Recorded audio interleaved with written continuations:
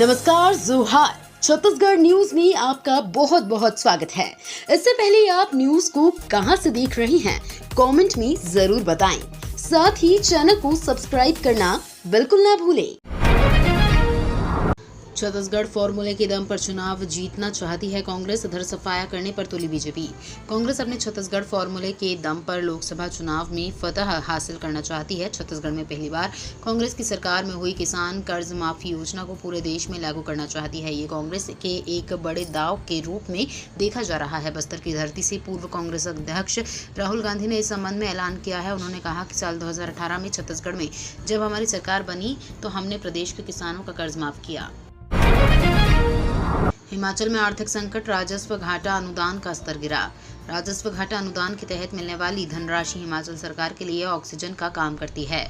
इसी के तहत से वित्त वर्ष के पहले महीने अप्रैल में सरकार के खजाने में 521 करोड़ की धनराशि पहुंच गई। गत वर्ष वित्त विभाग को मासिक 671 करोड़ मिलते थे। आर्थिक संकट से जूझ रहे प्रदेश के लिए वित्त आयोग से मिलने वाली ऑक्सीजन लगातार घट रही है और 15वें वित्त आयोग की अवधि 2026 में समाप्त होने वाली है और तब तक राजस्व घाटा अनुदान की धनराशि सिकुड़कर 3000 करोड़ रह जाएगी। कांग्रेस ने हिमाचल के लिए जारी की 3 पर्यवेक्षकों की सूची। राष्ट्रीय कांग्रेस के महासचिव केसी वेणुगोपाल ने एक लेटर जारी कर हिमाचल प्रदेश की 4 लोकसभा सीटों में 3 सीटों के लिए चुनाव पर्यवेक्षक नियुक्त करने की सूचना दी है। कांग्रेस महासचिव के मुताबिक कांग्रेस अध्यक्ष मल्लिकार्जुन खड़गे ने हिमाचल प्रदेश में 3 पर्यवेक्षकों की नियुक्ति को तत्काल प्रभाव से मंजूरी दी है। कांग्रेस पार्टी के जिन 3 नेताओं को पर्यवेक्षक की अहम जिम्मेदारी सौंपी गई है उनमें मंडी के लिए संजय दत्त, हमीरपुर सीट के लिए अनीस अहमद और कांगड़ा सीट पर धीरज गुर्जर शामिल हैं। लोकसभा चुनाव में महादेव सट्टा चलाने वालों भाजपा को चंदा। छत्तीसगढ़ में अमित शाह के दौरे के बाद अब पूर्व सीएम भूपेश बघेल ने इस बार महादेव सट्टा मामले को लेकर भाजपा सरकार पर गंभीर आरोप लगाए हैं। बघेल ने अमित शाह से सवाल पूछते हुए डबल इंजन की सरकार पर महादेव सट्टा का संचालन का आरोप लगाया है। साथ ही बघेल ने कहा कि आखिर चुनाव में कितना चंदा दिया गया कि अब तक प्रदेश में महादेव सट्टा ऐप चल रहा है। भूपेश बघेल की भाभी हुई बीजेपी में शामिल, छत्तीसगढ़ में कांग्रेस को लगा बड़ा झटका। छत्तीसगढ़ में पूर्व मुख्यमंत्री भूपेश बघेल के परिवार से कांग्रेस को बड़ा झटका लगा है। पूर्व सीएम भूपेश बघेल की भाभी सीमा बघेल ने भारतीय जनता पार्टी का दामन थाम लिया है। छत्तीसगढ़ के मुख्यमंत्री विष्णुदेव साय की मौजूदगी में सीमा बघेल ने पार्टी की सदस्यता ली है। सीमा के साथ बड़ी संख्या में कांग्रेस कार्यकर्ता भी बीजेपी में शामिल हो गए हैं। मुख्यमंत्री विष्णुदेव साय ने बीजेपी का गमछा पहनाकर इस सभी नेताओं का पार्टी में स्वागत किया है। छत्तीसगढ़ में बिजली की डिमांड हुई दोगुनी। छत्तीसगढ़ में बिजली की डिमांड ने पिछले सारे रिकॉर्ड तोड़ दिए हैं। बीते कुछ सालों तक प्रदेश में बिजली की डिमांड 3000 से 4000 मेगावाट के बीच रहती थी, जो इस समय 5000 से 6000 मेगावाट के बीच पहुंच चुकी है।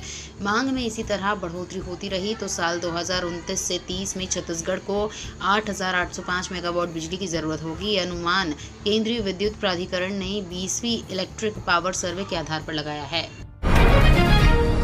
बस्तर में सुरक्षा व्यवस्था तगड़ी, 350 कंपनियां रहेंगी तैनात।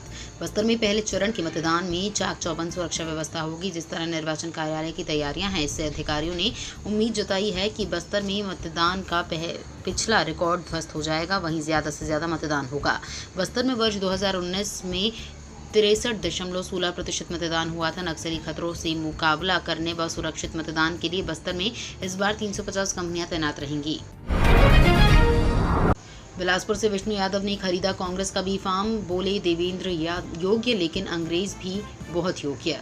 बिलासपुर लोकसभा सीट से कांग्रेस नेता और पार्षद डॉक्टर विष्णु प्रसाद यादव ने पार्टी की तरफ से बी फार्म खरीदा है।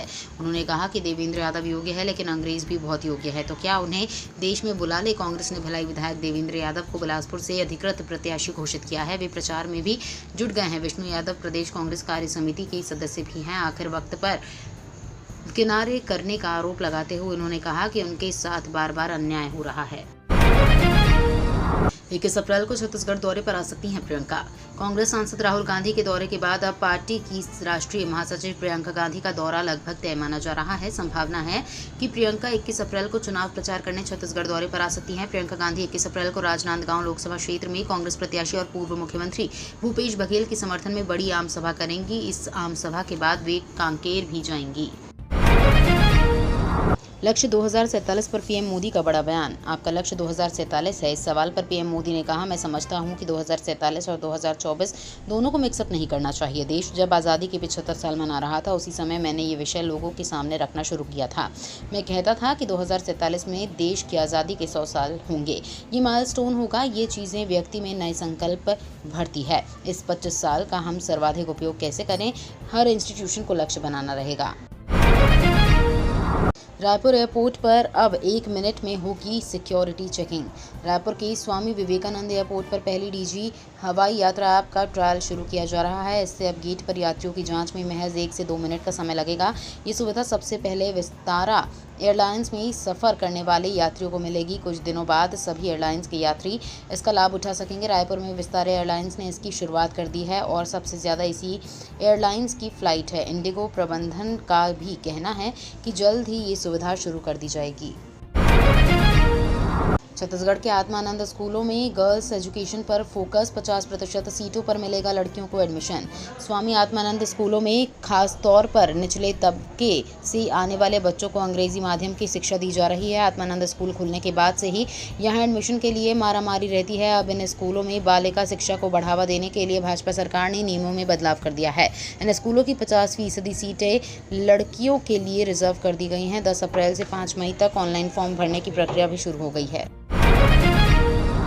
आरपीएफ में इन पदों पर निकली बम्पर भर्ती। भारतीय रेलवे प्रोटेक्शन फोर्स में कांस्टेबल के 4208 पदों और सब इंस्पेक्टर के 452 पदों पर भर्ती निकली है।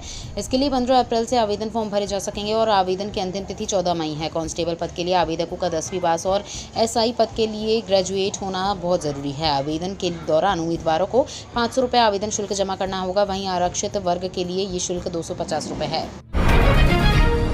मार्च में 0.53% रही थोक महंगाई दर। मार्च 2024 में थोक महंगाई दर बढ़कर 0.5% हो गई है, जो फरवरी में 0.2% थी। वाणिज्य मंत्रालय के मुताबिक थोक मूल्य सूचकांक आधारित मुद्रास्फीति सालाना आधार पर मार्च में बढ़कर 0.53% हो गई। मार्च 2023 में थोक महंगाई दर 1.41% थी, जो अप्रैल से अक्टूबर 2023 तक नेगेटिव जोन में रही। नवंबर 2023 में ये 0.26% के साथ पॉजिटिव जोन में आई थी। सब्जी, अनाज, दालों और कच्चे तेल की कीमतों में बढ़ोतरी के चलते ये बढ़ी है। छत्तीसगढ़ में आंशिक रूप से छाए रहेंगे बादल। 4 दिनों में 6 डिग्री तक चढ़ेगा पारा।